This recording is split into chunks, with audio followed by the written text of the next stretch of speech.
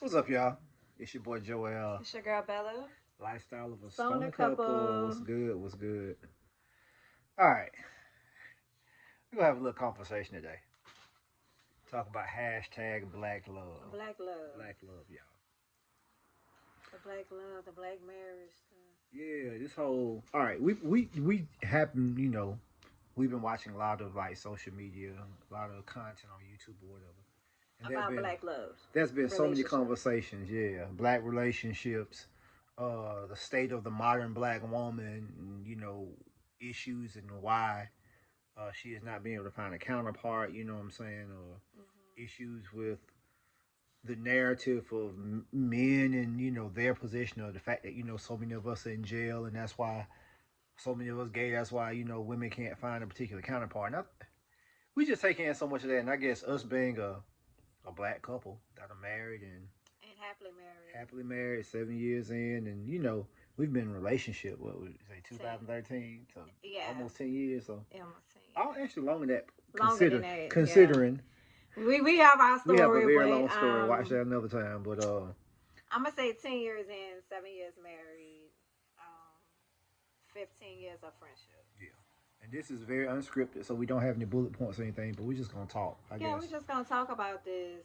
a lot of what we saying going on. I mean, I guess from both perspectives, what we as men experiencing, from black women, what are we men experiencing as far as our own growth and development and where we are at certain ages and stuff.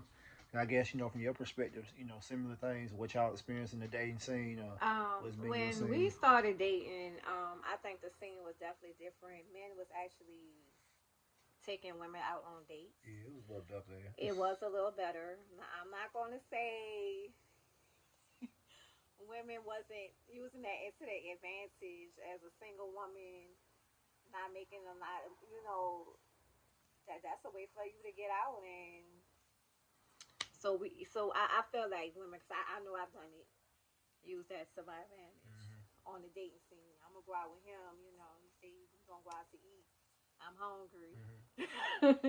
Yeah, I think that's something that's always kind of been that. There's always some kind of reciprocity exchange that goes on. I mean, that's the whole point. But now, But and this is with social media becoming so much more involved in our lives. Cause I think we've been seeing a lot of different stuff, and now people are imploring new things that they didn't necessarily naturally come up with themselves. They was, oh, that's the scam now. Let me do that.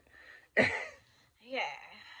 Um, Times have changed. Things are when you starting a date, you have to you have to check your finances. Can I afford to date? And these days, women are expecting to go to these nice restaurants That they see on that Instagram. they see on Instagram instead of going to It's something affordable. I mean, it's a a thing. I mean, TG or Applebee's, get a yeah, drink. we You go out and know, have some, but I mean, it's like you don't have to break the bank all the you time. don't have to break the bank all the time. The Now, expectations just I feel very unrealistic when it comes to yeah, a and lot of I dating. kind of feel the men. I know it's expensive out here because it's expensive when we go out. Yeah, Shit, two of us. especially you paying for two. Yeah. Yeah, you're paying for two, and the woman wants the man to pay all the time. I used to kind of feel a certain kind of way when they say they would go Dutch, but I think it kind of makes sense to go Because Dutch. you want to be valued, and that's the thing I think both sides want to feel. Everybody wants to feel that they are valued in the situation. You know what I'm saying? It's like, and it's not necessarily direct correlation between me paying for dinner and sex, but at the same time, there is an investment there.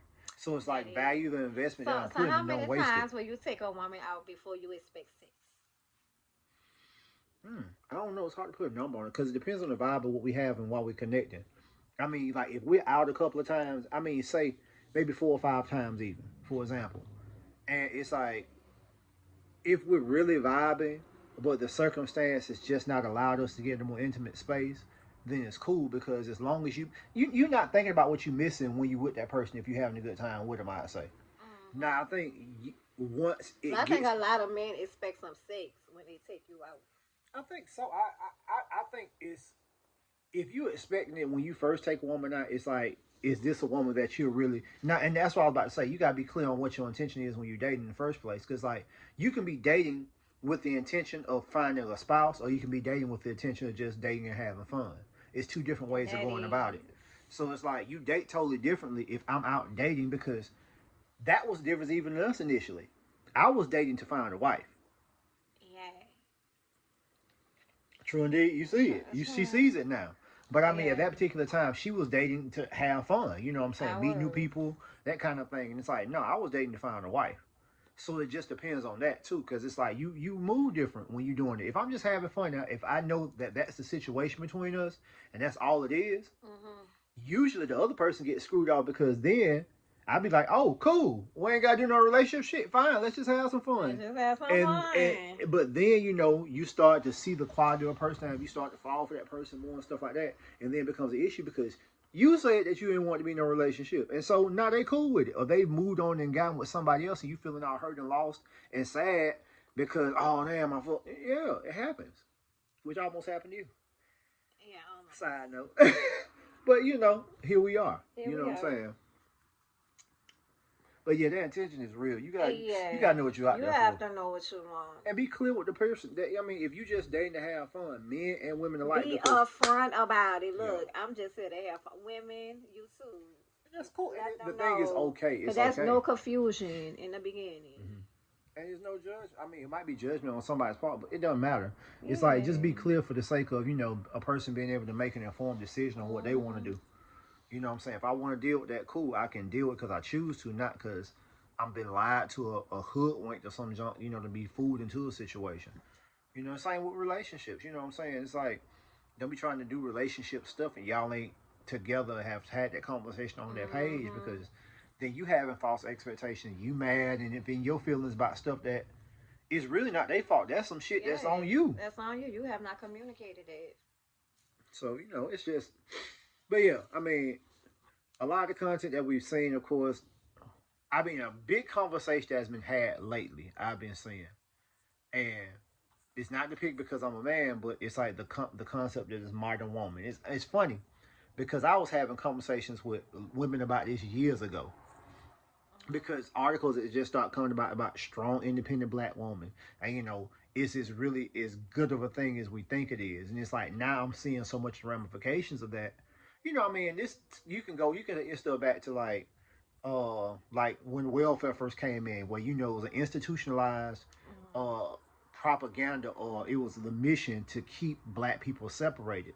So the financial well-being of a household, usually if it's a single woman, was dependent on her not having a man there. Right. And so this whole mindset of women having to be independent, just women make sure they're making no bread to take care of their children, it has put them in this masculine energy to provide so much. Not Yeah. knocking it, because you gotta do what you gotta do. You know what I'm saying? Our Every relationship don't femininity work. has went out the door. Yeah. I be saying feminine women have to become masculine Yeah. because they have to stand in this masculine role and they Yeah. don't even know how to come back from that shit. And that's the thing, because it's like then when you It's actually like the start to deal with a man, roles has you start to deal with a switched. man. And sadly enough, it's a lot of effeminate men who got some bitch tendencies. And now a lot of this I still tie back to The mother, parents. the I had mother, a mother specifically, because treating their sons like they their man. it's like the last two generations. It's been, I ain't saying all women, of course, these generations, because there's been some great women in every generation too. But there Mhm. have been some ideologies that have like permeated our culture and our society, especially with our women. And it's like with the situation where there are single women, there are single women that are mothers to men and single women that are mothers to women. So a lot of these skewed ideologies get passed on, i.e., why you get the baby boy situation where guy still living at home, or that's mama's man, and that's in her Mhm. mind. That's what she puts all her energy in, that son, and he ends up being stifled and can't move on with his life because he gotta take care of mama and this and this and this, because mama ain't got her own man to take care of her. Mhm. And then he gonna bring a baby in the house. Then mama got a baby. He get.